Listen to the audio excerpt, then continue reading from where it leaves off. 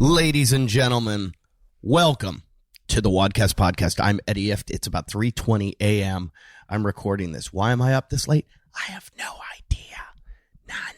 But I've got to get up early, so I'm not looking forward to this. Great show today. Great show. Our guest is a coach. He is a CrossFit owner of an affiliate. He is a former baseball player. He's a dad. He's just an all-around good dude. He's got that Southern charm. And he is the coach of Michelle Basnet, who was on the show recently. I was down working out at their gym, put in a few days there. You know me, I work out hard for like 2 days out of a month. No, I've been taking some time off because I'm not healthy, but I'm going to get back there. I am. They're putting me on a steroid. I can't wait. I'm hoping I'm going to get jacked from it. Steroid inhaler. That's like the opposite of being like jacked. That's like the nerdiest thing you can do. Like, where's my inhaler? I take steroids, but not the kind that make me big. I take the kind that make me breathe. Yeah, that's what's going on. Hear that cough? That's my cough. Anyways, great show today. And I want to thank you guys for being the best listeners ever. All of you people that listen that don't give to the Patreon, where are you? How can you do this to me? I am trying to run a show here, and I need you as much as I need me to make this thing happen. So you need to go to patreon.com/wadcastpodcast or wadcastpodcast.com/Patreon and donate some money. Donate. You give like $5 a month and you're going to get 5 episodes a month. Everyone else gets 4. You get 5. You get 5 episodes. I've done 3 of those so far. So maybe it isn't one every month. I'm getting to it. It's really hard. I'm going to stop making excuses. I got to build myself a studio. I'm going to make lots and lots of podcasts. I got to do one this week. It's right now we're in CrossFit Games time. So it's really tough to get good guests. Because everybody's so focused. Really good to play in the CrossFit Games at the same time as the Olympics, too. Anyway, Patreon, thank you guys. There are a bunch of people who are writing to me who are complaining. They are angry. They are angry that they have not received their Maya Pucks or Leopard Claw. I do not blame you. There has been a little bit of a shakeup over there at Maya Pucks. The Leopard Claw, I think, is discontinuing, and they're going to have a thing called the Leopard Paw. And if I am correct, they are working with the Ready State, which is the greatest company in the world. That's Kelly Starrett's company over there, that you should download the app. I'm a big fan of that app. You want to rehab yourself, get the Ready State app. Anyways, they're making a Leopard Paw that's going to be branded with them. So, I don't know if I'm supposed to tell you that, but all kinds of crazy stuff. Anyway, so I've seen a few people. Dave Painter, you are the winner, and we do need to get you on. You got one. Your stuff, we will take care of you. Dave Painter he's looking for his stuff. Okay, I want to tell you some other guys who have donated, who have not received their stuff. I think everyone else has. There's a few that have not, Dave Painter being one of them. Who did I see also? Misty Turner. Misty, we will make sure we get this out to you as soon as possible. And there's a couple others that we're looking. Patrick Nilsson. I think, yeah. Troy's going to get that out to you ASAP. And then Nick Hall.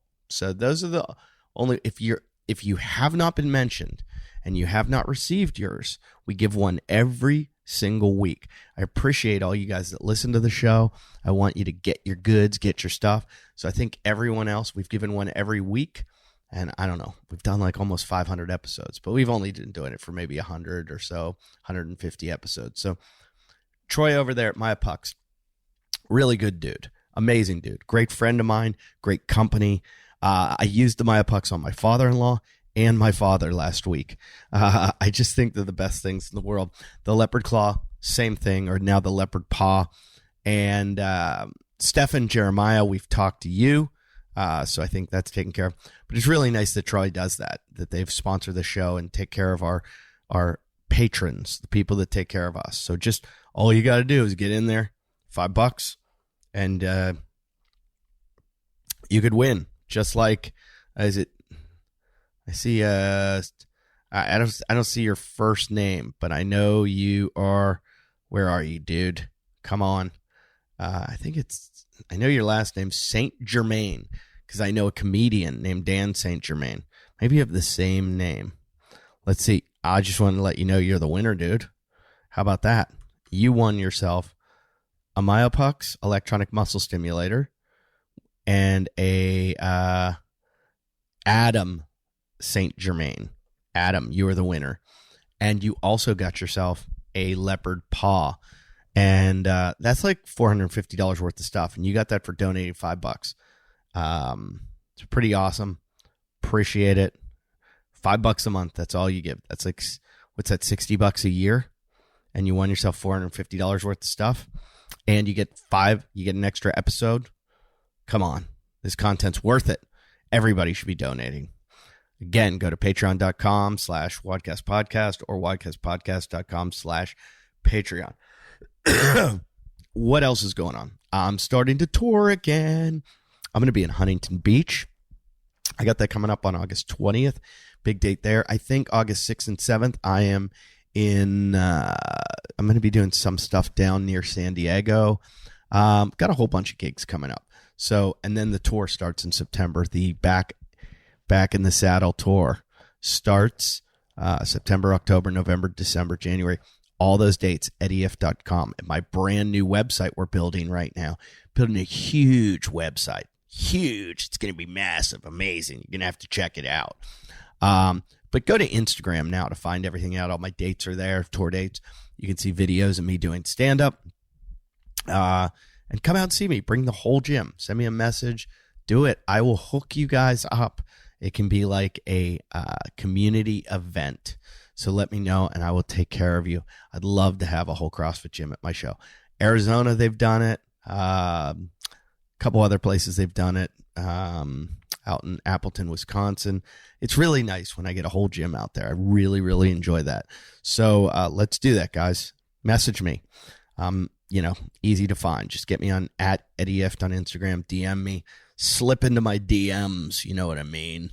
What else is going on? Yeah, CrossFit Games. Well, CrossFit hired a new president, or I don't know what they're calling him. What he's CFO, C whatever O. But anyways, he's a former Nike guy. So, what does that mean? Who knows? Who knows? Could be a little connection with Nike. But for now, it's Noble and Reebok trying to sneak in there still. I don't like to talk about that kind of stuff. Anyways, it's just the games are coming up. I'm going to give you my picks right now. The winner of the CrossFit Games is going to be Dave Castro.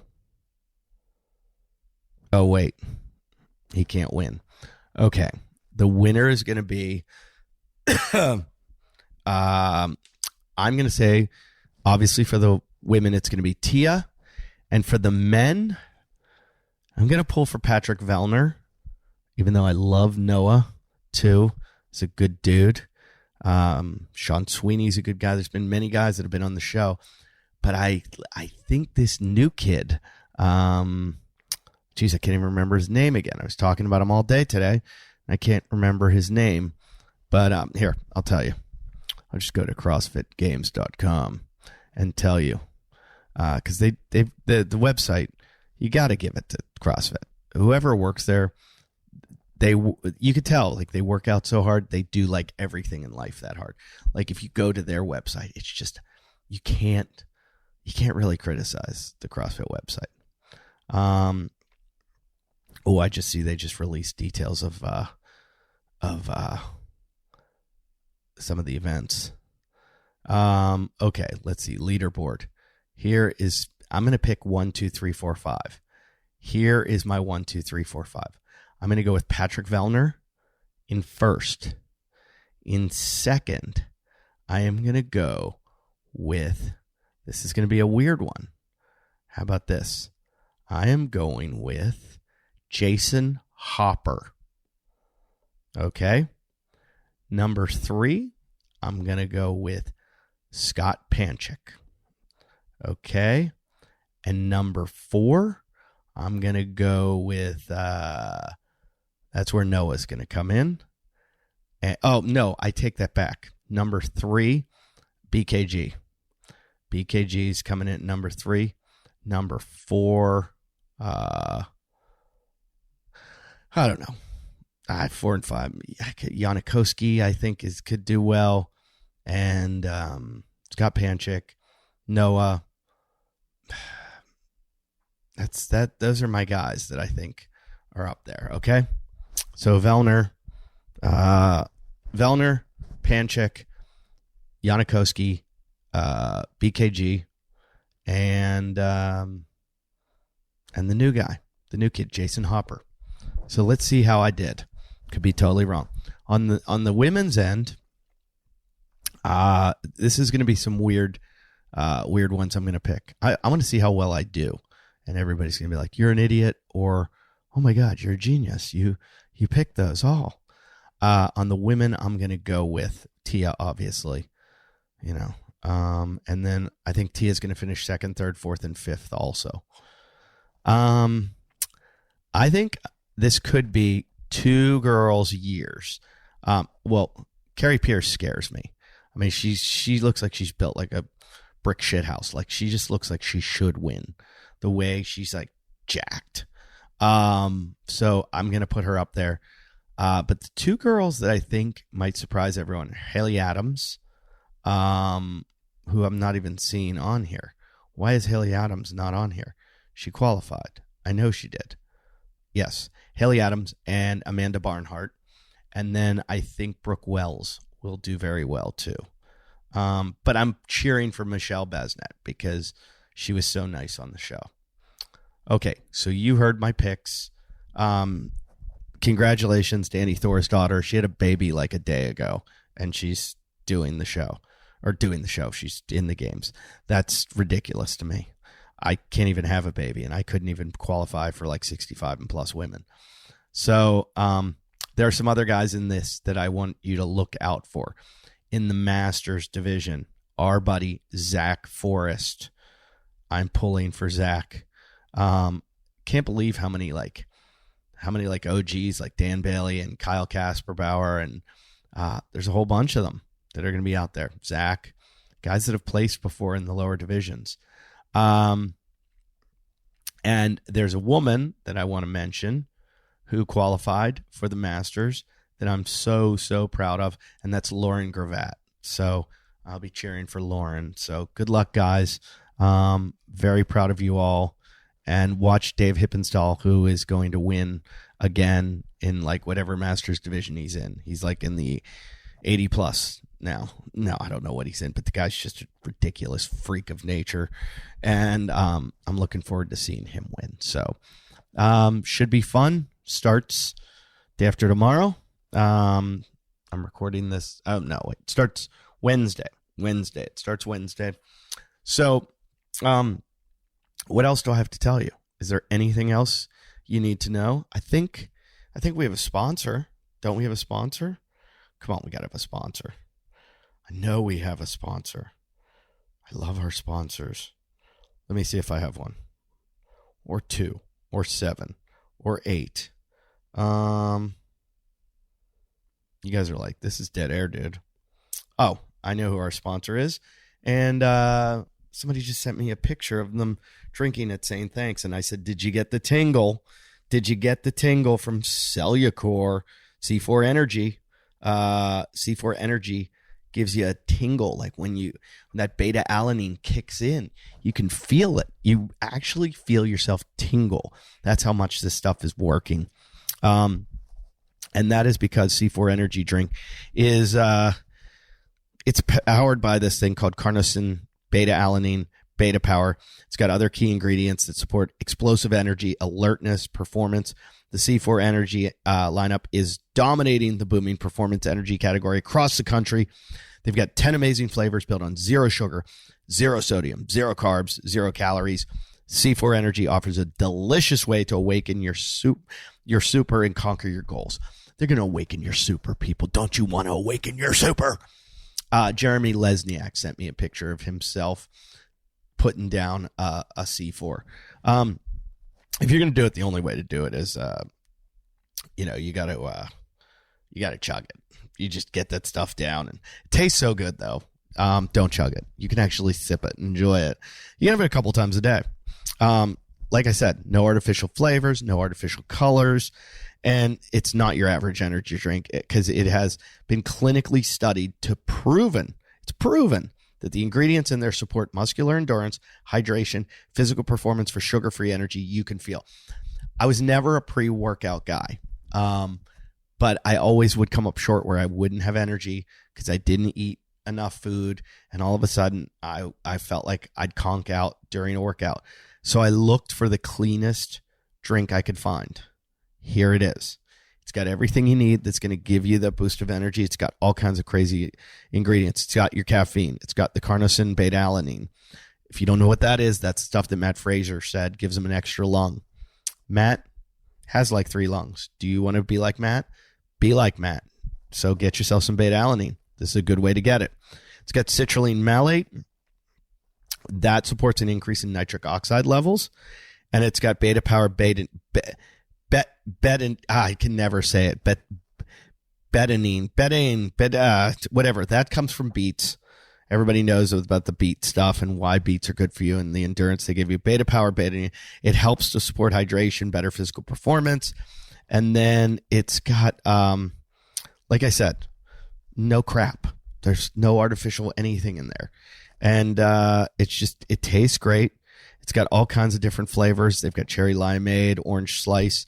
And now, if you want our discount code, go to WODcast. I think you can get 35% off.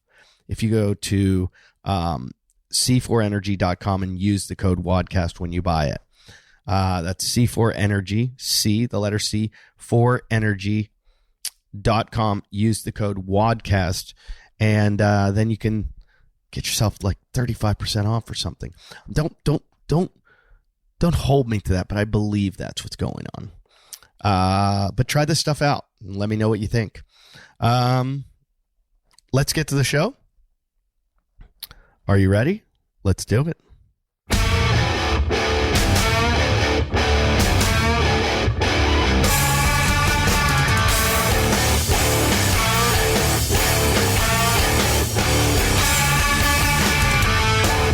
I've got you.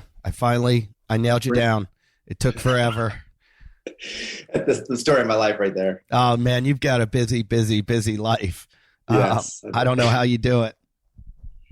Just living the dream. I think you understand very, very well having a business, having kids, and all that. It's no, I couldn't run a gym though. That's like a circus. Yes, we've always said that. I think after our second, we said, hey, after that, the gym is our third kid, and now we decided to have that third kid, and now the gym's our fourth kid. So I tell my wife that she has 3 kids. We have 2 kids, but I'm the third. I'm like, yes. What's it like raising 3 children?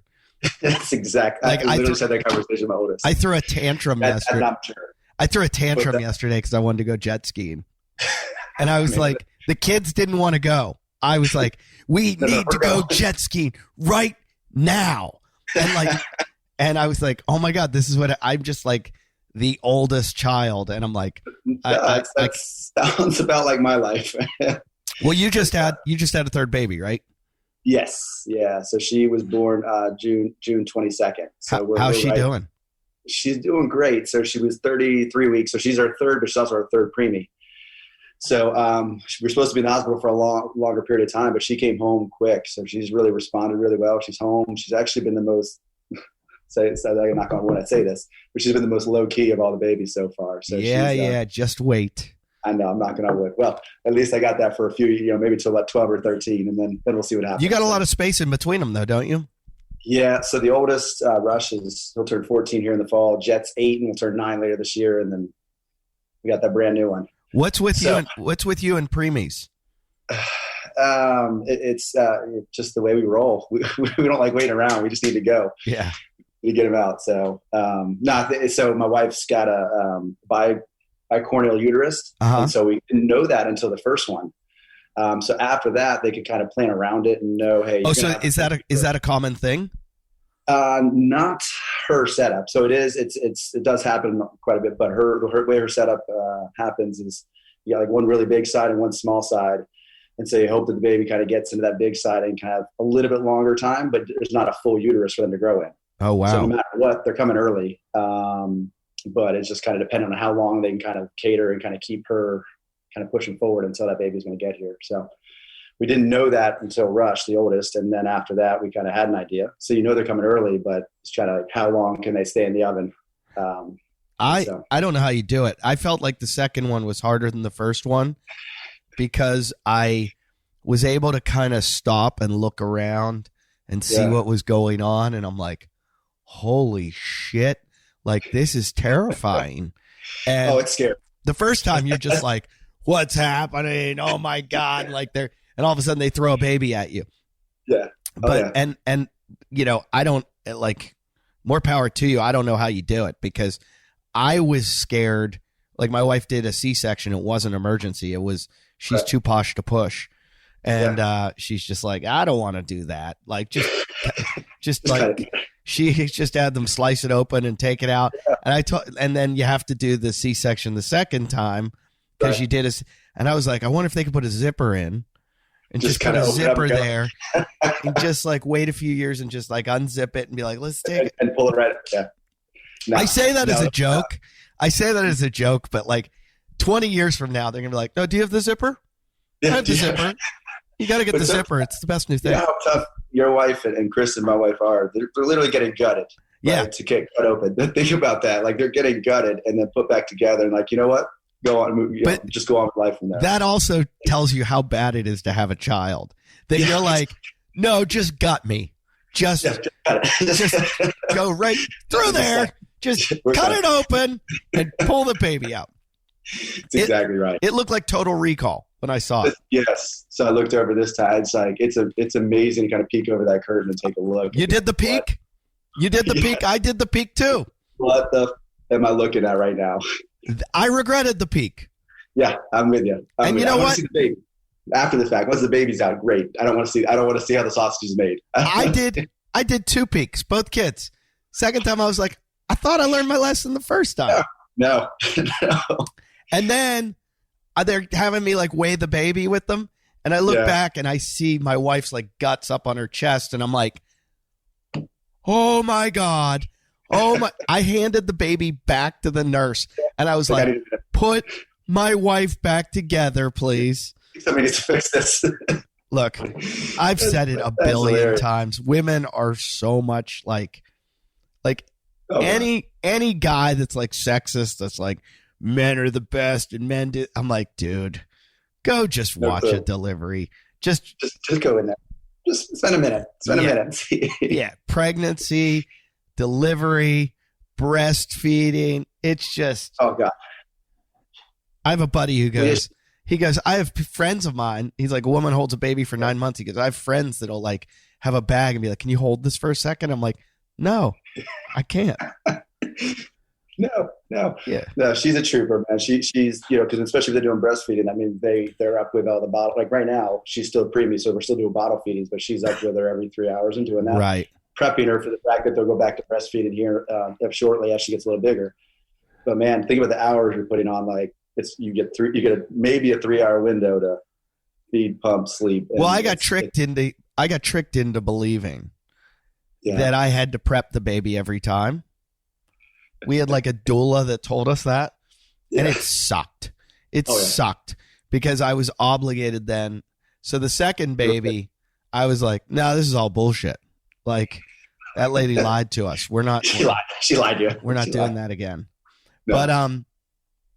But your wife's a trainer though, right? Yes. Yeah. So she's co-owner and coach. I mean, she coaches personal training. She's already back. So this is like nothing for her. I've noticed all CrossFit women are like, I got this shit. She was working out the day her water broke. Wow. So this kind of recovery process for her has been relatively easy compared to the last two, but I totally credit to the fact that she was doing her normal. She works out, like most of us women, 2 to 3 times a day, and so she was working out, doing a full workout right up until a couple hours before her water broke, and I think that led to a really fast recovery for her as well. Wow, but they're just insane. That's pretty impressive. Did you guys get a snoo? Oh, that was definitely a topic of discussion, a big one. No, we did not. Okay. Yeah, we still might get one. We're probably going to rent one. I don't know if that's the best way to do it, or borrow one from a friend, and then I don't know why they want to pack. I think we got a friend's, and I will tell you, it's the difference between having a car and a horse and buggy. Really, that's changed. I could do the commercials for snoo. Really, because I would just get on and scream my head off and be like, if you don't have a snoo, you're a fucking idiot. That's right. It is life-changing, but you almost feel like you're cheating. You feel like it's like getting a Roomba, and you're like, wait, I don't have to vacuum. You basically have a Roomba raising your child. Like there's a robot that is holding your child and going like rocking it and soothing it, and it puts it to sleep. And our first child, I would have to hold it for hours and hours and hours. Second baby, I'm like, hey, snoo, later. And the kid would be like right to sleep and sleep all night. And that kid sleeps unbelievably now. Yeah. So that's what we heard. And I'm like, with like you said, with 3 in the gym, I'm okay. If it's cheating, it's cheating. I'm okay with that. I think we'll. You have every right to. We'll survive. I think they're about. I think we'll go ahead. I think they're about 1,500 new, but you're only going to use it for I guess like a month or something or 2 months. I forget how many months it is, and it's like you don't want to spend that much money for something you're only going to use for a couple months. So the rental, do it today. Do it today, and you'll be like, "This is." We're on. Kristen did all her research, and she was all over it. So she was the one who found it. Kind of said, I guess the word on the street was that rent it versus buy it. My wife's in one of those little mafias of like neighborhood wives, like they have like they secretly talk on text and stuff, and they were all kind of pregnant around the same time. So it was like this snoo moved around, and it was like you gotta have the snoo. You gotta have the snoo. And when we want to be with the end kid, you gotta have the snoo. When I got the snoo, I was like, she kept talking about it. I was like, fuck your snoo. As soon as we got the snoo, I was like, oh my God, this is the best thing ever. So that's right. You were in South Africa before or after the baby was born? Fantastic summer. So, so we knew the girl's coming, we didn't know it was a girl. We knew the baby was going to be coming early. So we waited to about a week and a half before South Africa, which was the very beginning of June. So doctors are like, hey, everything looks okay right now. There shouldn't be anything really in the next couple of weeks. Booked the ticket. We were there the last weekend of May, came back the very beginning of June. And then she came, maybe 3 weeks later. Oh, wow. And then, so just to let the listener know, you're down there because you coach Michelle Besnet, who qualified for the games this year, and she qualified out of South Africa. What was that? What was that called? The South African? What do they call there? So Fittest in Cape Town. What was it? It's called the Fittest in Cape Town. Okay. So we were there in 2019 when it was a sanctional, and then this year is held as a semifinal. Okay. It's a great event, obviously super location. Last time we went down, we were able to actually, give ourselves a little bit of a buffer, go down, get prepared, be down there for a little bit. Time zone, obviously, a big difference. So I was there for about 2 weeks. This time it was a 6-day trip for me. Michelle went down early, but I got down there, flew down, a day and a half flying, got down there for competition days, then flew right back the next day because we wanted to make sure I was home just in case, which was a whirlwind trying to fly halfway across the world and do all that in a 6-day window. How many people went with you guys? Was it just you and Michelle, or? So Michelle and I went down. We actually had a few members from the gym who came down. Oh, that's nice. And then her dad and mom came down. So we had about 6 people in the Oh, that's great that she had like a – And so And we've been there in 2019. She's got family still there. She was born there. Her parents both were born and grew up there. So she had a pretty big support team there. She'd made friends through being there in 2019 and just having traveled there before. So even within the competition itself, she was very familiar with most of the athletes. Obviously the guys put in the competition on, we knew the local gym. So having been down there a couple of times really helped make it, despite the travel, it still felt like it felt good to be there. You didn't feel too kind of outcast or kind of outside. So. I saw her videos that she took part in. I talked to her about this on the show, that she took part in all the fun things to do in Cape Town. Yeah. Did you partake in any of that? Whoa, let's clarify. The bungee jumping, the shark diving. Last time. No. So that was last time we went down. No. So the only thing I did last time, this was 2019, I did we did some cage diving with sharks. Yeah. Which was cool. Yeah, I've done it. It's terrifying. It's terrifying. Yes. Freezing water. And it is a cool experience. And once you get settled in and knowing that they're not getting through the cage, it's pretty cool. Yeah. But that first few minutes, it just obviously the shock from the cold water. And I touched a shark. Did you really? I touched a shark. I asked the guy. I was asking the guy so many questions. I think he was hoping I'd get eaten. Like the guy was so mad. Yeah, go ahead. Put your arm out. Later in the day, I jumped off the boat and back in the boat. I said, if I jumped off right now, I said, would I die? I go, what? He goes, yeah, there's probably a shark hiding underneath the boat. Like he was just getting so tired. I'm like, I swear to God, this is a true story. Yeah. You know, when you go to the place, did you have breakfast before you went at the place? Yes. Yeah. They serve you breakfast. Yeah. They serve you while they were serving us breakfast. There was a piano in the room. And I went over to the piano. And I sat down. It's like an old piano, and I just went to the keys. I can't play anything. I started going doo doo, doo doo. All you needed. Doo doo doo doo doo doo doo. And I thought it was like, and I kind of thought being a comedian, like this is too easy. This is low hanging fruit. Everybody that's been here has done that. Yeah. And they're just like another one of these idiots, like. And the one of the like dive people or whatever came over and like slammed their hands on the keys and they go, we're trying to run a business. And I just remember that, like, we're trying to run a business. And I was like, dude, and we're going to sharks. Yeah. And so then the guy just he took a bunch of comedians out, and by like 4 hours into it, he wanted to kill himself. It's like, I'm done. Can I just jump in with the sharks? Yeah, he was. But you guys figure out how to get home. But I tell everybody that goes, you have to do it. Like that I'd say it's one of the greatest experiences of my life. It was pretty cool. That was interesting because we that whole day, that was a Monday after the competition. We did the entire coast. We did that. We went like Simonstown. We see all these penguins. We did a whole bunch of stuff, and I flew out that night. So it was an action-packed day that started with shark diving. It saw like the entire kind of going up the eastern coast there off Cape Town, and it was just absolutely beautiful drive, absolutely gorgeous. But you definitely have to. I mean, it was a wonderful experience. So pretty. I was just talking to a friend from South Africa today. They've got some serious civil unrest there right now. Yeah, it's like out of control. Really, really bad. But how was the COVID situation down there when you were there? So it wasn't bad. I think it was kind of escalating in a macro side of things. But for us, getting in was not, and getting out was not much of an issue. We just had to show a negative test. And realistically, that was more going through Amsterdam. So going through Amsterdam, we had to show a negative, and coming back into Cape Town to show a piece of paper, and then getting out was pretty easy.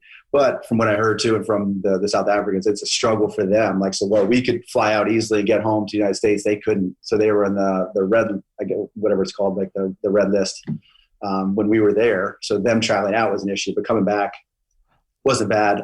For the competition itself, it was relatively low key. They didn't have any spectators. So that was kind of a last minute thing. So there were a few people around, but less than 100 people were there, kind of watching, or with either family members or kind of support team for different athletes. But other than that, we really didn't see much difference even from here. But from what I was understanding, I think things were starting to kind of escalate for them, and now they're at a kind of a breaking point. So I'm wondering what they're going to do with the games as far as getting internationals in, Because I've got friends that are like, I got a Brazilian friend who tried to come here and he could not get into the United States. Right. There's countries that they're just like, sorry, you ain't coming. Yeah, I think from what I understand, they had to do like 2-week layovers in kind of like a middle ground. So whether it was Mexico or somewhere else, spend 2 weeks, which is not, one, financially is not a great thing, and two, is not a great thing from a training and everything, just from a stability standpoint, having to break up for 2 weeks, and then that let alone, like you said, traveling across the world from Brazil or wherever it is, from Europe. But that's unfortunately kind of the price they have to pay right now, which is not. I know, it's not hard enough. A, making the games. B, affording the games. I mean, like, it should be like massive hurdle. If you made it to Madison, you won. You got there. You got there. I talk about that with Michelle. Even going to South Africa, like one of the biggest things one of the toughest things. There's one spot coming out of Africa, which is tough, right? That doesn't leave a lot of room for error over the course of a weekend, right? Because there's good talent, and so then throwing that you had to fly halfway across the world, get yourself settled, and then go compete. Where most people were coming, 15, 20 minutes away, maybe, some of them maybe a couple hours, but relatively smaller travel schedule to kind of get down there, travel time to get down there. And I told her, I'm proud of her just to be there and compete and execute the way she needed to. Obviously, you can't control the number in the end. So whether she won or not, that's out of her control. But to go out there and be able to give full effort it's massive. So I can then appreciate these guys who are traveling from Europe and Brazil and from, Asia to try and get over here. And then, first of all, just like you said, all those three things, just to get there is massive. And then to go out and be able to compete is a whole nother ballgame. Have you coached any other athletes that have gone to the games? So I've coached a master's athlete, and we went in 2017. Who was that? Donovan Carroll. What age group was that? So he was in the 50 to 54. Is Donovan the one I met at the gym the other day? Yes. Yeah, good guy. Yes, yeah, Donovan's a good dude. Yeah, really good guy. Drives the Polaris and the big truck. Yes. Yeah, I like that guy. They were just, I believe they were just up in West Virginia four-wheeling. So they're having some fun right now. He's enjoying life. He's living that master's life. So good dude. And we've had quite a few go through when this last kind of type of season we had sanctionals. So we coached quite a few athletes who went through in sanctionals. But this will be our first elite athlete going to the games. Yeah, wow, that's amazing. People don't understand how difficult it is. Like that there are basically 45 men and 45 women around the world that are going to this. Hey guys, you want to get naked? That sounded creepy, didn't it? Seriously, I want you to get naked. I really want you to get naked. Does that sound creepy? Does that sound like I should be me too? No, I don't want you to get naked like that. I don't want you to get naked. I want you to get naked protein. Naked nutrition is, like everything else I believe in, the healthiest, cleanest stuff out there. What is it? Well, some guy was looking around. He was a former college athlete. He was like, hey, all this protein powder has a lot of crap in it. How do I get the cleanest protein I can get? So he started his own company. His focus was on better health outcomes for people that were using it. Transparency. It's got the fewest ingredients. It's just like a few ingredients. It's pretty much whey. That's it. And then no artificial additives, better absorption. It's grass-fed whey protein. It's one ingredient, grass-fed whey sourced from small Northern California dairy farms. And you know why you're supposed to have grass-fed. The omega-3 fatty acids come into the grass-fed cows through the grass they eat. Can't get it other ways. And that is going to lower your inflammation. It's great. It's just there's a host of reasons why you should be eating grass-fed meat, grass-fed whey, grass-fed dairy. This is it. Did I mention how delicious it tastes? It really does. I use the chocolate. I make a chocolate peanut butter, almond milk, banana smoothie all the time for me and my kids. Kids do naked. Oh, that sounds weird. But they do. They drink the naked protein all the time. And they are trying to help you out right now. So if you want to save 10% on your first order, go to go to nakednutrition.com. That's nakednutrition.com. Use the code WODCAST10. You're going to get 10% off. I literally buy a giant barrel of this shit every month. Like I house this stuff. I do about two shakes a day, and the kids do, one each. So, go to, like I said, nakednutrition.com and use the code WODCAST10. You're going to get 10% off. It's nutrition with nothing to hide. nakednutrition.com. I had a couple friends, and a cousin and everything trying to make the Olympics this year. Yeah. And you see how difficult it is for them and just how elite they are. It got down to this one kid, my friend's coaching a kid, and he was in the 50-meter swimming, and he had like the fastest time. He broke every high school record and, had the second fastest time in the country at one point, and then he was bumped back. And you have to finish top 2 in your event in the whole United States to go to this. And there's like guys that have gone before and, just so many, the NCAA champion, the high school, just to make it to that level. And CrossFit actually is more difficult than some of these sports, because I always talk about something like luging. How many people did you know that luged? Like growing up, they were on the luge team, the high people school were like, team. oh, after high school, I'm going to luge practice. So not to diminish anything that those people do. No, but exactly. They are very elite, Ryan Fisher. But Ryan Fisher was a skeleton guy. It's a very elite group of people. But CrossFit, it's like your competition numbers are like, there are so many people competing for this. And when you make it to just incredible. So no, I'd say all the time, like, so think about how elite you have to be just to finish last at the games. Like you're in the top one of the 1% just to finish last at the CrossFit games. And whenever I talk to these guys, guys that have like their highest finish was like 11th or something, they're like, I'm not one of those guys. I'm like, no, you're just the 11th fittest person in the world. Yeah, just small thing. Small and it's so there. Weird. Most of them, I would say almost all of them are super humble about it. It's kind of creepy.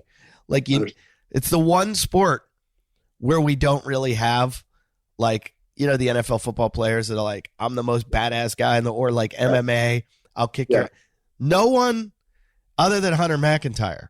I would say, you have one. No one does it. And Hunter does it for comedic value completely. Well, exactly. You can see, there's a reason behind it. He's poking the bear. He wants attention. And so he's like, this is a good way to do it.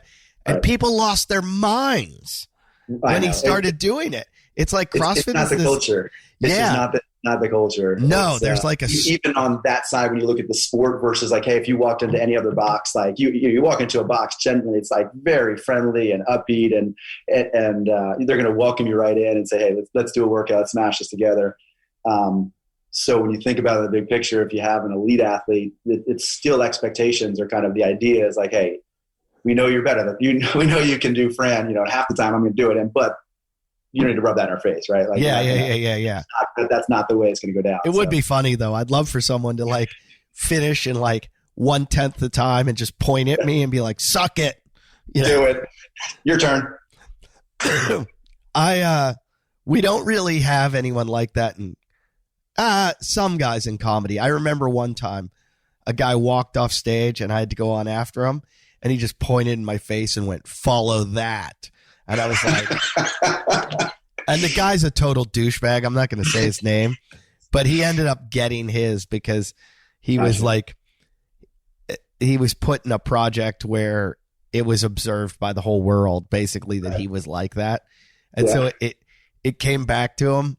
But I just remember him like pointing at me like, "Follow that." And comedy's like an artistic thing where there's no competition. And it was like, oh God. I would hope that someone, if they did that, it was like completely sarcastic, right? Then I could appreciate it. It would be hilarious. And I've had guys do that, like, and that's funny. But this just blew the set, like completely, it sucked. And they're like, follow that. Yeah, this was total serious. He pointed at me like, good luck, gift. But you have an athletic background. You played baseball? I did, yeah. So I played collegiate. Started in Florida and then finished at Greensboro, and then played summer leagues around kind of up and down the East Coast. And that's kind of what led me to fitness way back when. I started when I was 13, kind of getting in the gym, just trying to get bigger, stronger, faster for baseball. What'd you play in baseball? What's that? What position? Hold on, I'm getting a message and I've got to stop it. What position?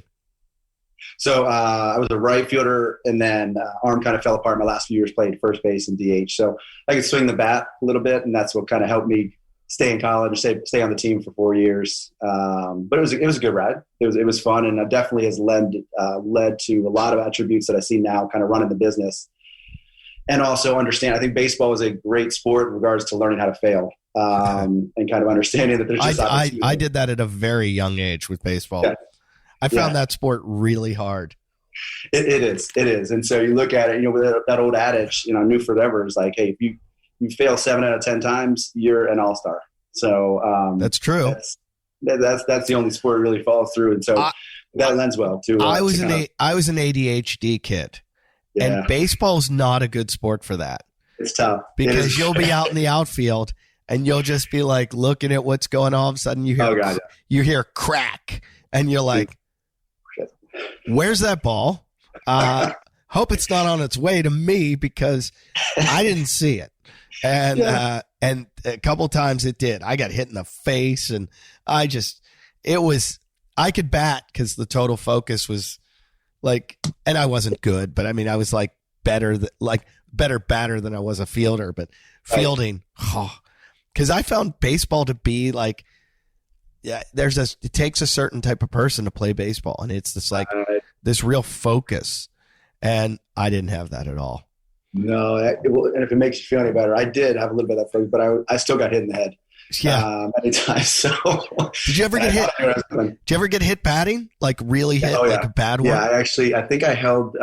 Was at Greensboro. I held a record where I got hit by a pitch like I think 13 times in one season. Holy shit! So as a left-hander, and I kind of like kept that elbow sitting over the plate just a little bit, kind of on purpose, which was probably not a smart thing long-term for my health because that elbow eventually had arthritis in it, but just kept getting hit on that elbow. You just kind of turn it in slightly and take a hit by pitch, especially if you're in trouble. And you can get away with it, then why not kind of lean over the plate a little bit and take one? So,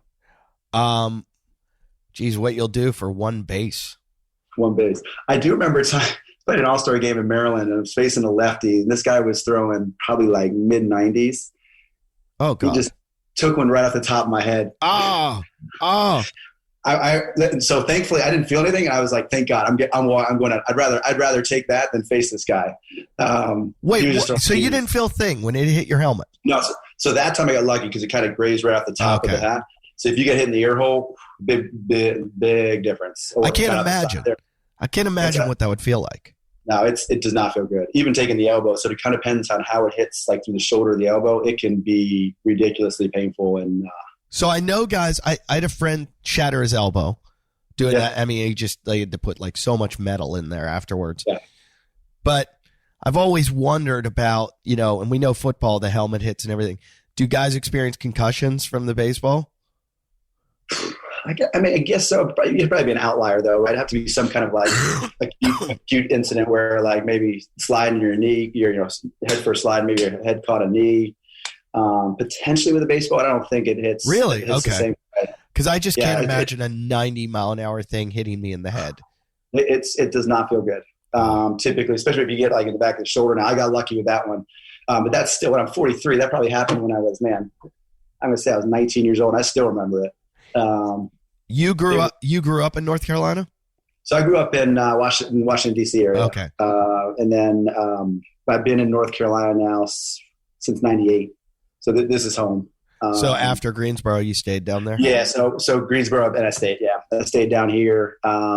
Moved to Charlotte in about 2000, and then met my wife at the time. So 2001, she moved. She's from here. She's born and raised here, but she was at school at UNC Charlotte. So met her, and then now we live in the Cornelius Davidson area. We've been here for 20 years now. That's a beautiful area. It's fantastic. Yeah. I come here because of the in-laws and just really like it. We spend about a month in the summer and then a couple weeks in the winter. And my wife a little more than me. It's home. And then you compare like where I was originally in Florida. You don't get any of this kind of weather. Than DC. It's just DC, it's not where I prefer to be, but it's definitely a great place.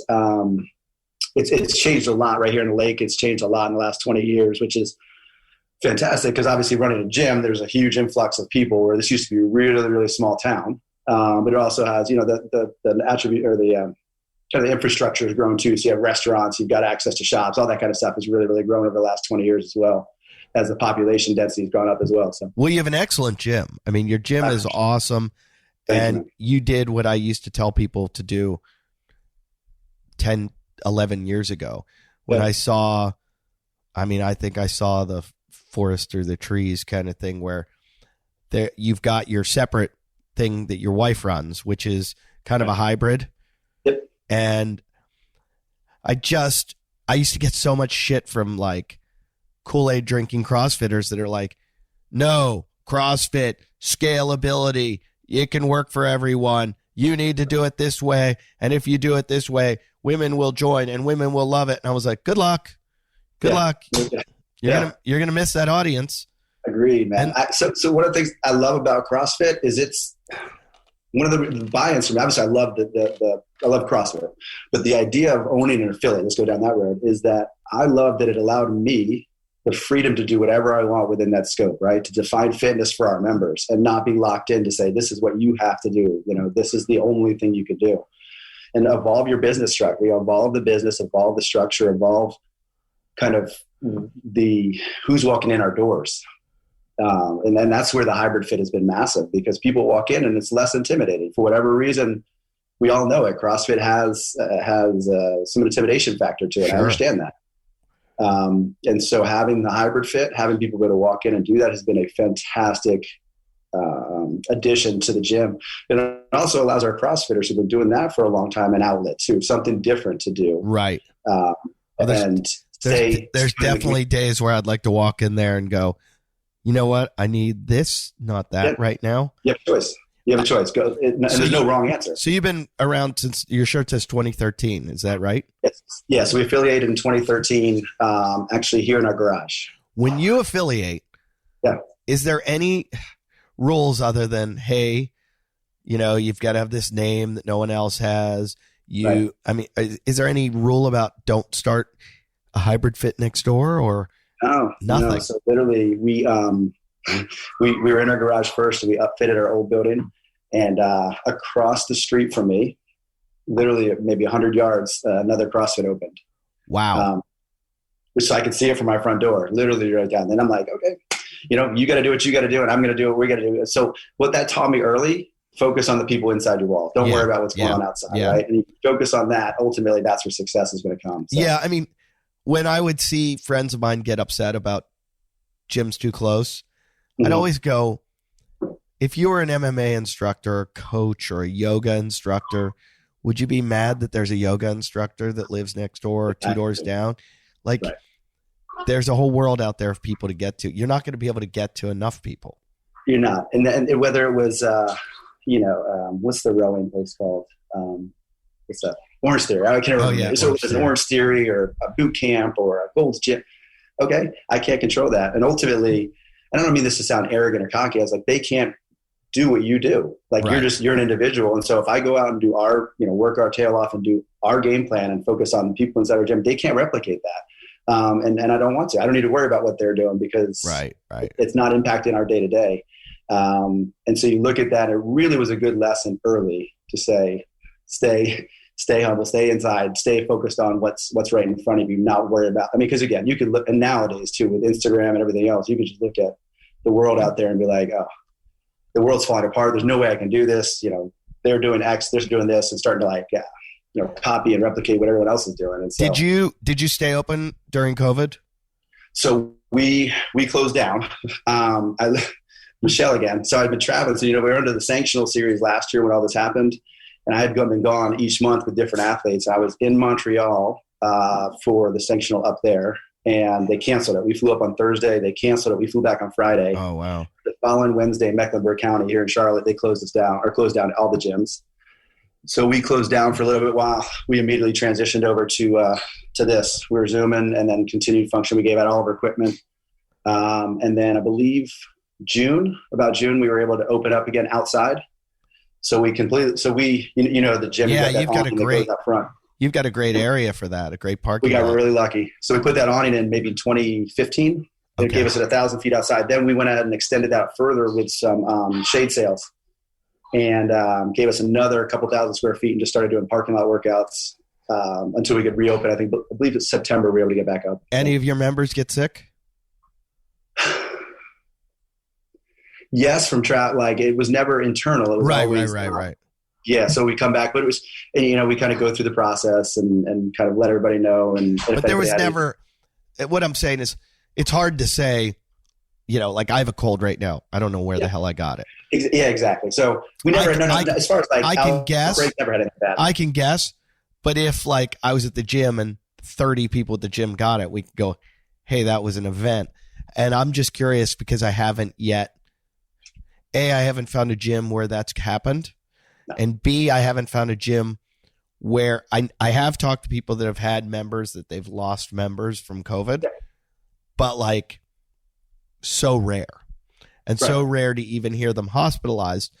I had this argument that I didn't talk about it with Rosa, and I had heard Glassman started it and then didn't get to finish. Mm-hmm. But I thought, what a great way, because CrossFit has access to all their affiliates, to kind of do some research and go, how many of your members have gotten COVID? How many events do you think happened in your gym? How many of your members were hospitalized? How many of your members died? And then you have these stats to go, well, we have X amount of people that go to CrossFit and we have 0.0000, compare it to the national average or the global average or whatever.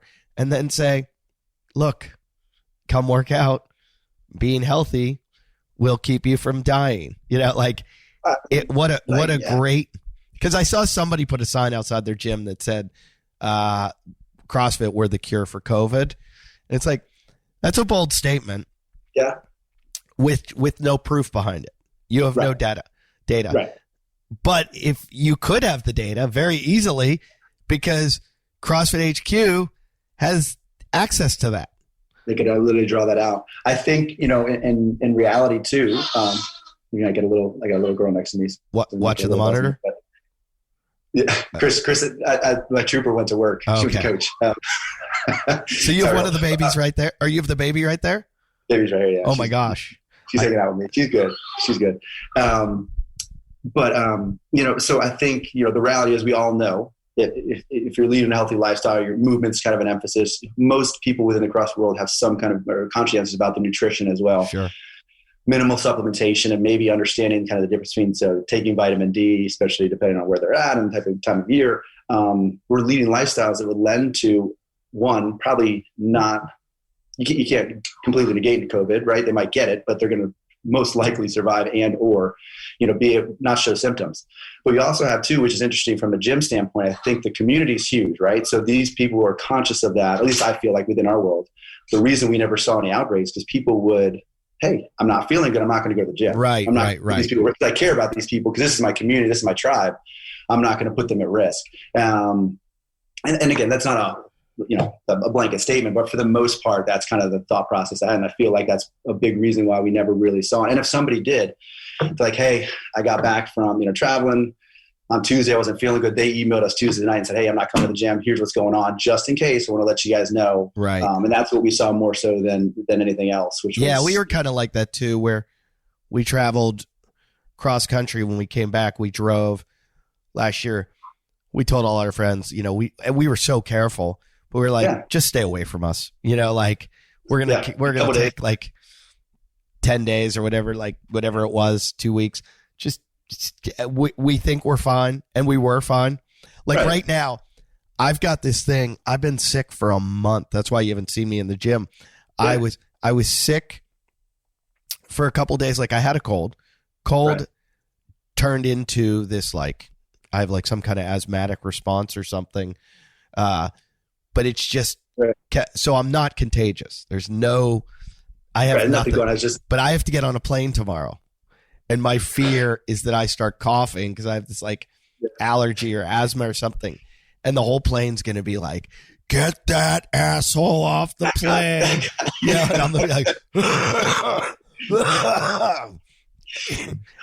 so I wasn't even sick going to South Africa, but that was my biggest concern is that I start coughing and like, oh, this dickhead, this on the plane. Coughing around all that stuff. This will scare the shit out of everyone on the plane. Yes. It's become like the new norm, like in the gym, is if you cough, like it's not COVID. I'm like, no, stop. We know that. I told my wife yesterday, I was like, I think I'm going to rent a car and drive back to California just because everyone on the plane is going to want to murder me. It's going to hate you. It's going to be scared shitless of you. And she's like, you can't do that. And I'm like, yes, I can. She just doesn't want to fly with our 2-year-old because he's a psychopath. Well, yeah. And I'm like, put him in the car with me. We'll drive together. It'll only take us 3 days. We'll go nonstop. I'll give him some coffee. I'll let him drive a little. It'll be fine. We'll figure it out. I'll do the pedals. He does the wheel. I really don't want to get on this plane because I'm like, people are going to freak the fuck out. They're going to be like, okay, that guy's dying of COVID right now. Yes, thanks for giving it to all of us. I'm going to double, triple mask, wrap my head in a turban, and maybe wear a hijab. I don't know what I'm doing. Seems legit. If I came in like a hazmat suit and sat down, it'd be fine. No, nothing to see here. Nothing going on. I'm so mad that she's making me go. She's like, you're gonna take a couple decongestants. I'm like, oh yeah, that'll do it. But you know what you're gonna say. It's the same thing I'd say to Chris. Okay, deal, fine, whatever. We're good. I'm friends with Dr. Drew. I've had him on the show here a couple times. Yeah. And I called him the other day and I'm like, here's what's going on, blah, blah, blah. And he's like, you're fine. And he's like, it's going to go away. You just need to, take a little medicine. He's like, I'm like, I've had it for a month. He's like, yeah, these things sometimes linger. Yeah. And he had COVID and he's talking to me and he told me that his language skills have gotten better from COVID. And I'm like, what? He's like, I went to Greece. I could like speak Greek. He's like, I think COVID did it to me. I'm like, all right, I don't trust anything you say anymore. No, you're out. You're out. You just told me you got increased language skills from Greek. I'm pretty sure COVID just destroyed all your brain cells. Pretty sure I have COVID now and I'm dying. So how were you ever a competitor in CrossFit? Barely. So I started, let's see, and not a very, no, let's play the realistic. No, I was an athlete my whole life. So I tried competing, but it seems like it would come easy for you. You're like, it was fun, and I could compete. I did some. I was able to limited success. I was able to qualify in the Masters in 2018. I went up to Seattle and to competition. Did well out there, but ultimately, you got it too late. Life, and then on up, really taking off and working with athletes kind of around the country. It was like, I've got limited time on this earth. I got kids everywhere. I got the gym. The reality was, I don't want to train like that. Right now, I want to train to stay healthy and fit. So. When I started, let's see, it's been 10 plus years now, but I'm 43. So even 10 years ago, still 32, 30, 31. Yeah. I was an old, even then, old guy CrossFitter. So I keep saying back then that wasn't a big deal as much as now. No. Good luck. It's not the same now. Now it's like, I see someone like 25, 26 and I'm like, oh, you're getting old. You're pushing that line, right? Like the fact that Fraser stayed as long as he did and Froning is still smashing it. Yeah. Well, then you got the outliers. You got Sam Briggs, who's just a mega ridiculous athlete. Who's what? I think she's 30. She's 38, 39 now, and just still smashing it. So, but I mean, I see these young kids, and I'm just like, yeah, it looks like that's where it is. I mean, Michelle's what, 24? She's 24, yeah. So she's walking right into her prime right now, and doing it. And we kind of laid out a line for her to do this because she started in our garage. Let's see, she's probably 16, and so really, what wasn't the idea of qualifying for the games back then? She was just trying to stay fit and be healthy and go to high school and look good. And then we went down a road for about 2.5 years, 3 years, where she was an Olympic weightlifter, and the whole goal with that was that she could CrossFit in the future. But it's just to get her competition, right? Get her on the podium, get her on the stage, competing in front of people and expedite that process. She didn't really grow up with a traditional kind of like sports background, so competition wasn't necessarily a comfort zone for her. So getting her there, and she's a really good weightlifter. So we used that as an opportunity to get her competing more and more frequently. And then we got into CrossFit. Did you see it when she first started? Were you like, this girl's got something special? She definitely, yes. We've seen it for years that this was not a matter for me. That was not a matter of if, it was just when. Right. She's got the work ethic, the skill, and a lot of maturity. I've watched her grow from a 16 to a 24-year-old. So there's been a lot of mental maturity as well.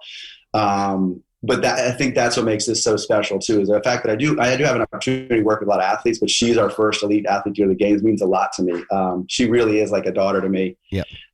Having been around and watched her grow, she's an amazing person on top of that. And that's what's fun. Yeah, she seems like a real sweetheart. She is. Is it? I've always been curious because, CrossFit gyms, because they're so expensive, there's very rarely, teenagers around. Right. And I've often wondered, like, how will these kids perform? Because I think of myself as a younger me, and I was way more mobile and flexible, and there were probably calisthenic-wise, I would have been able to, like, soar.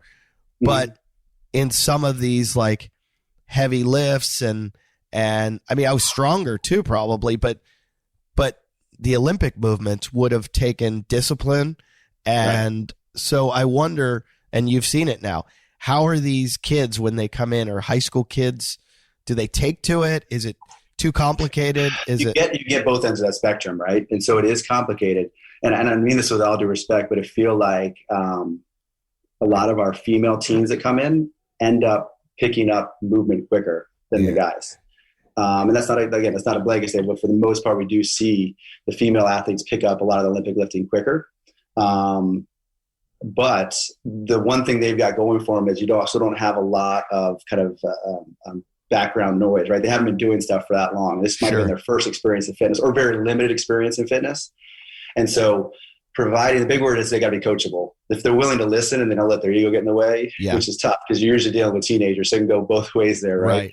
And it's just the kind of the nature of the beast. But so we were all like that too. I don't know how coachable. I'm still uncoachable. Ask David Paradiso from Paradiso CrossFit. I go in there and he's like, he tells me what to do, and he's like, you're not going to listen, are you? And I'm like, no, I'm not. I'm terrible. I think I got less coachable over the years, which is not a good. As my ego diminished, I got more and more coachable.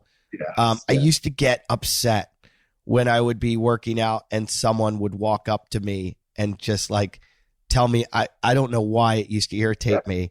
And now I'm like, please tell me what I'm doing wrong. I'd love to know. But that's because I realized when you first start, you think it's a deficiency of you. Whereas when you get older and do it for longer, you realize that those deficiencies are what's going to make you better when you figure them out.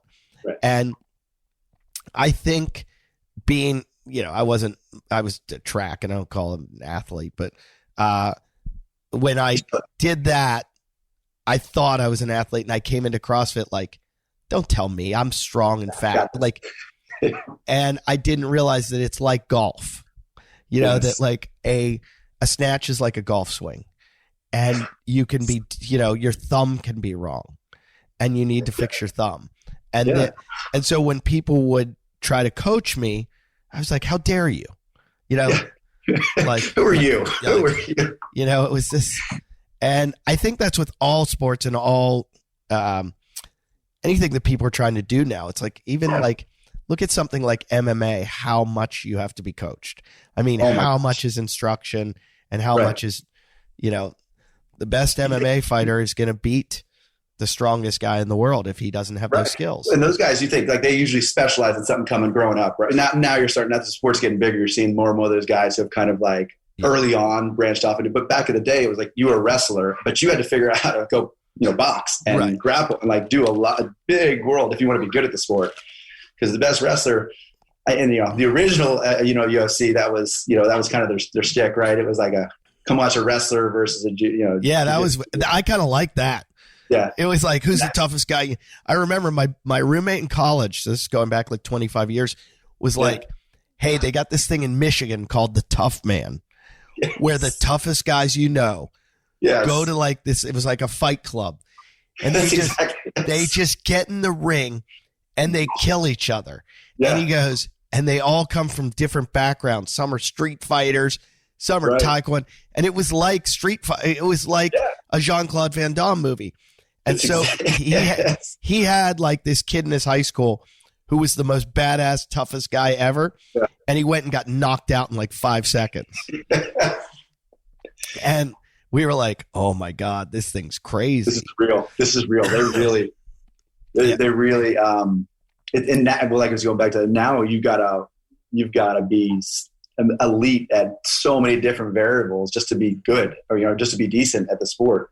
But it's definitely, that it's interesting because it's, that dynamic in CrossFit as well is something we talk about, with all our athletes, but, I focus on Michelle because obviously that's the one we're kind of working with the most right now.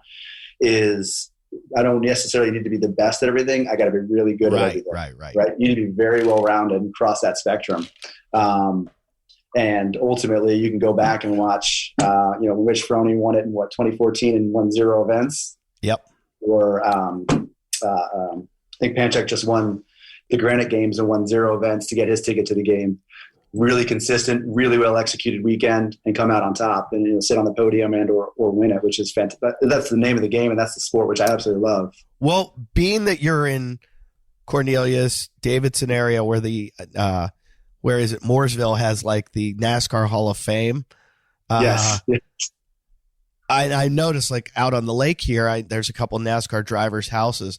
Are any of those guys showing up and doing CrossFit? So you'd be surprised. When we started in our garage,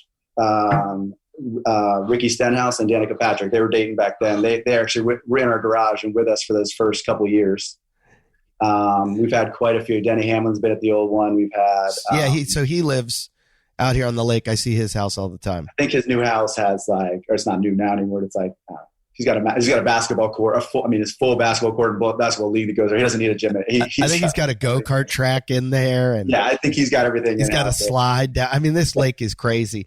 I go by on the jet skis. I see a guy lands his helicopter out here, and there's some crazy money down here. Joe Gibbs is out there. Well, he was out there. Jordan's out there. Like it's unreal to think some of the. So Danica Patrick got really into CrossFit. She did, yes. And I think she lives where I live in Malibu.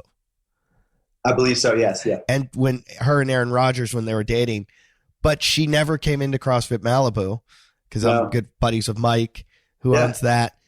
And I was like, hey, I'd love to have her on the show. And I've heard her on podcasts talk CrossFit. In fact, she might have had her own, and she had, I forget if she did one with Glassman or something. But I would love to talk to her, but she, I think she's out there, and I don't know where she works out, but I'm not sure anymore. So it's been years. So she was here. Was this when she was racing?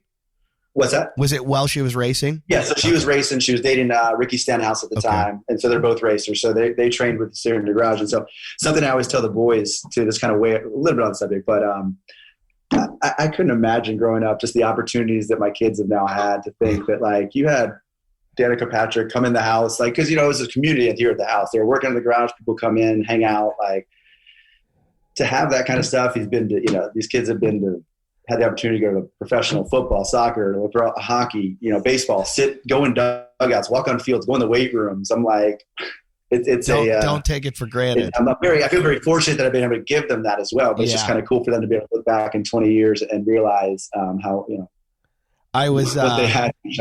I was surfing the other day in Malibu, not the other day, like a month or two ago, with a bunch of buddies, and one of them is a pro baseball player, and one of them one guy was with us that's like this billionaire hedge fund guy, and I'm a comedian, and all of a sudden Laird Hamilton comes by, and I'm thinking like, this isn't real. This life is pretty solid. This is not real. And I always have to tell my kids that because we live in this weird bubble in Malibu that is strange. And I keep having to tell my kids that this is not normal and that you need to, and I meet kids that grew up in that, And I'm like, did you? And they're like, it's all I knew. Yeah. It's all I knew. And I'm like, kind of like, this is it, but it's not. Like, and so that's something we've done with the boys in particular. Is we once they got a little bit older, is we traveled with them every summer, 10 days to 2 weeks. And we would get out and show them different cities. And you live in the city, you walk the city, and you want to see that our bubble is not anywhere close to the representation of the whole world, and get out.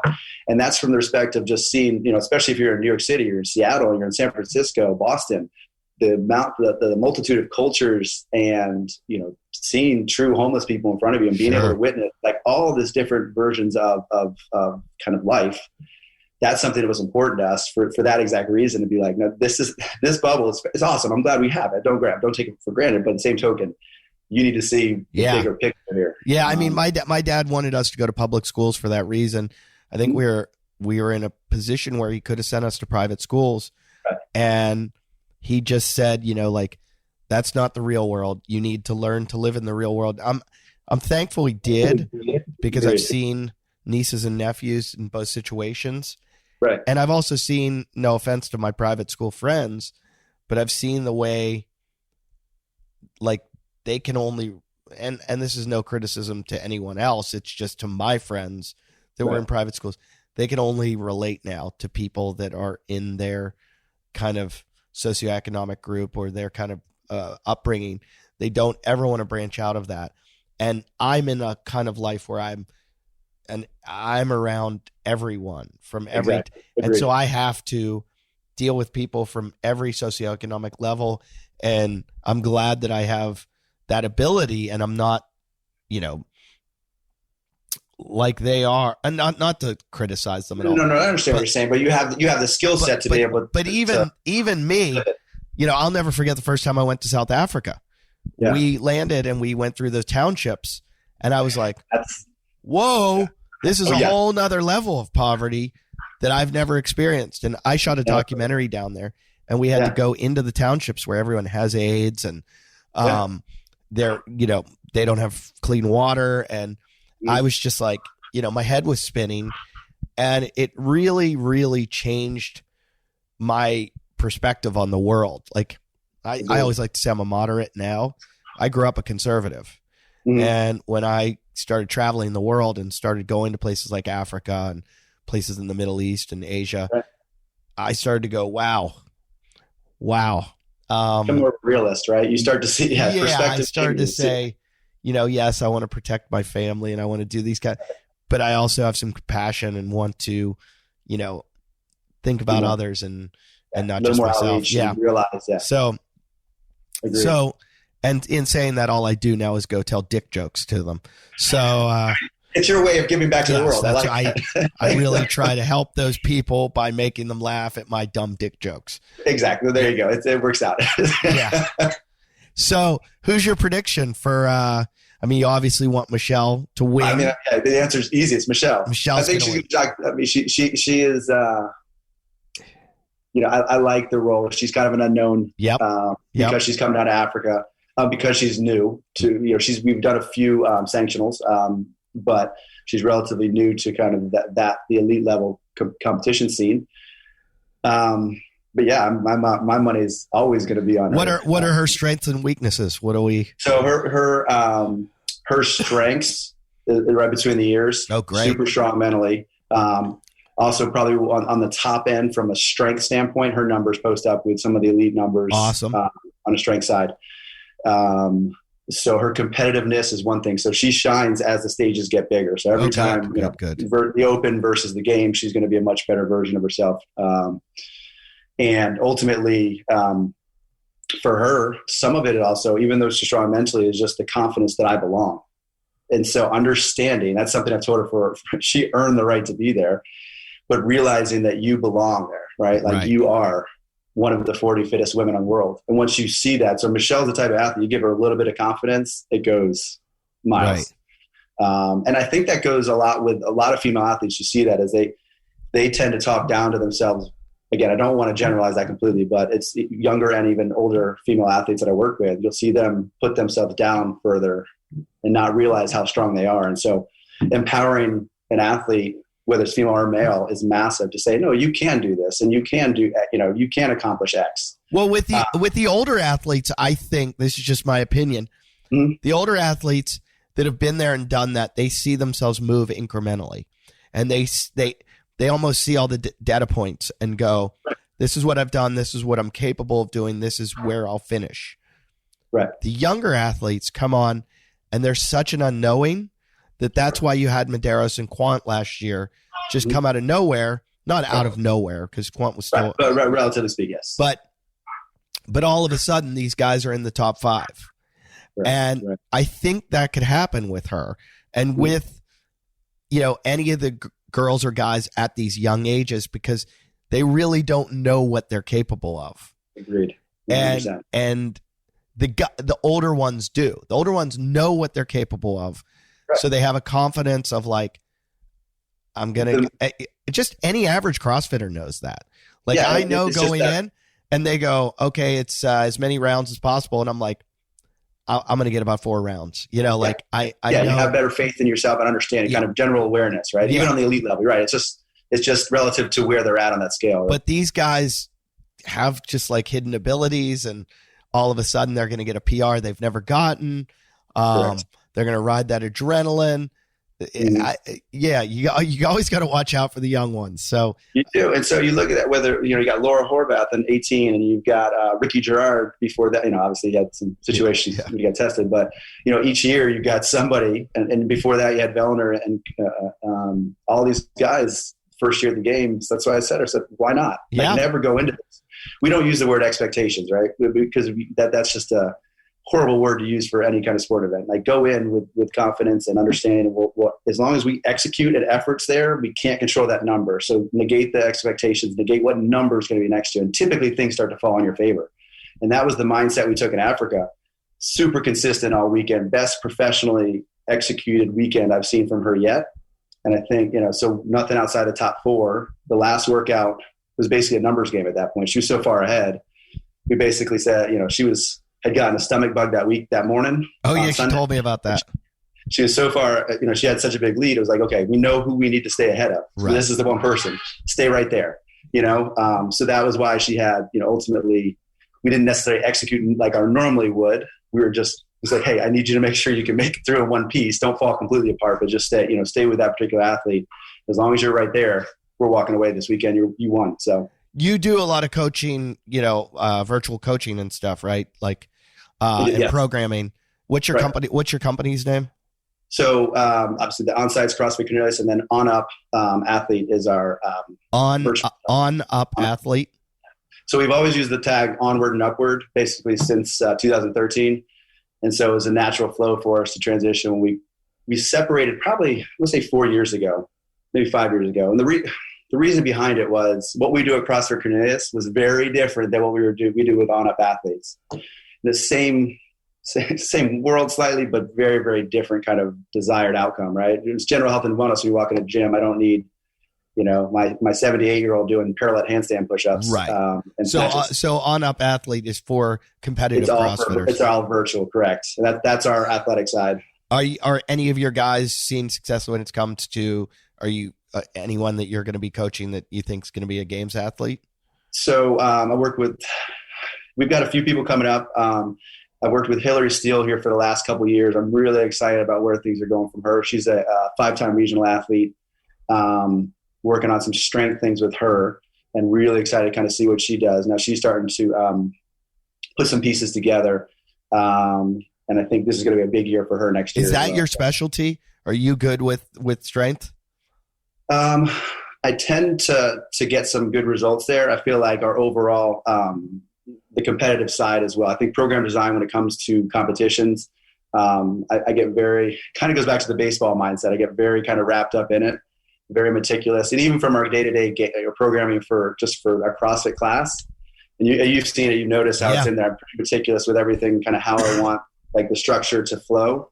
So I think the overall program design is kind of where I specialize that. And then big thing for me is the relationships as well, kind of building those interpersonal relationships with these athletes. I have a pretty small team of athletes that I work with because I want to be able to talk to them like you and I are talking. I want to have that relationship. And so I feel like that's, for me, works better. And as we've talked about many times already, having kids and gym and everything else, in order for me to spend time with anybody, it's got to be a pretty small team to get go. So, yeah, I think the overall program design and then definitely the strength components definitely work well for me as well. What who do you think on the guys' side? Who this is going to be a great year. I'm excited for it. So am I, because it's finally, we're not going, oh, Matt and Tia. Well, we know Tia. So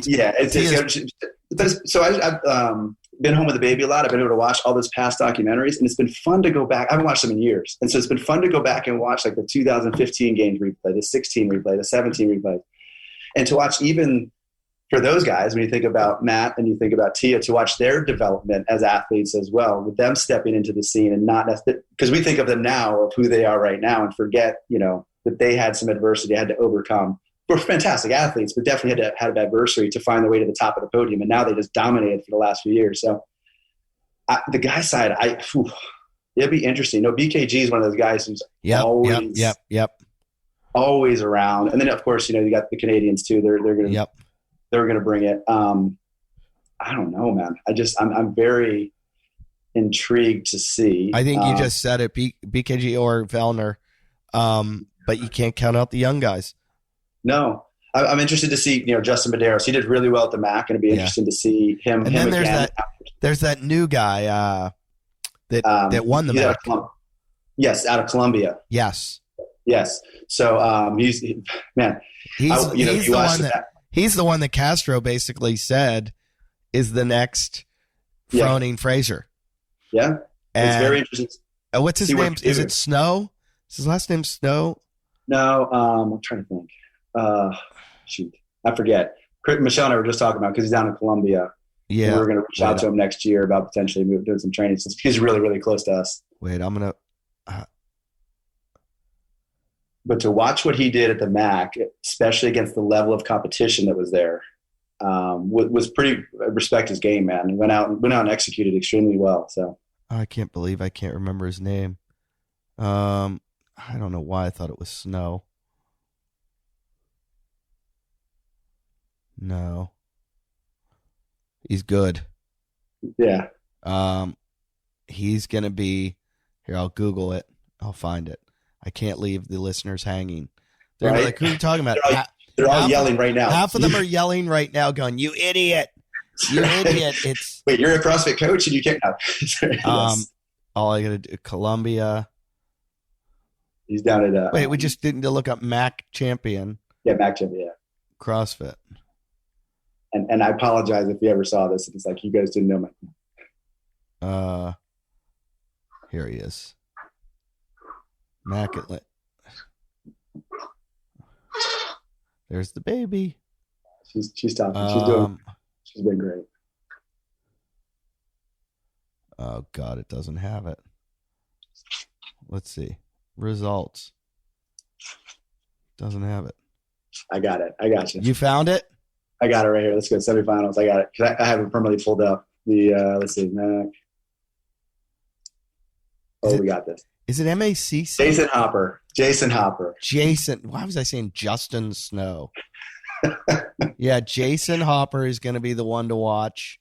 I think so. He was, like I said, massive. He had a great showing out there. And you've got like Travis Mayers, you've got the Pancheks, you've got guys that are all, can and potentially will stay. Who was really impressive too was, and he's been around for a while. He's been around for a long time. It's Cole Sager. Yeah. Out of the West Coast. He did fantastic out there. And he's always kind of sits around that podium to about 10th place. He's just, and a fantastic athlete to begin with. And you never know. I think he's a new dad as well. So maybe that spurs him along to have that dad power, and that either strips you. That's either kryptonite. There's two ways it can go. It's kryptonite or it can light your fire. I think my trajectory went like that. I would say so too. That means you're a good dad usually. I pay attention to him now. That's what happened to me with my comedy. I'm like, I can travel around the world making people laugh, or I can raise these two kids. And I said to my promoter one time, she's like, I feel like I'm failing at everything. She's like, you're a father. She's like, you're going to fail for the next 5 years. She's like, literally was telling my 13-year-old, I had no idea what to do with you, bud. I still don't. I've had 3 of you guys. I still don't know what I'm doing. I'm still figuring this out day to day, guys.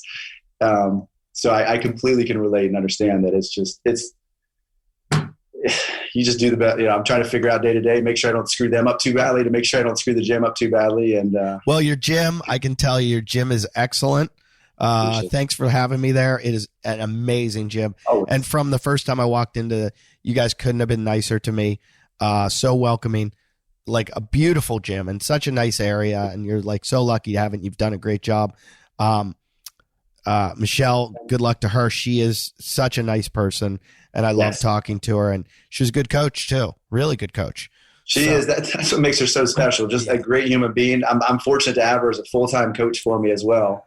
And unbelievable. Because you saw the interpersonal skills are she's great. Off the charts. She's great.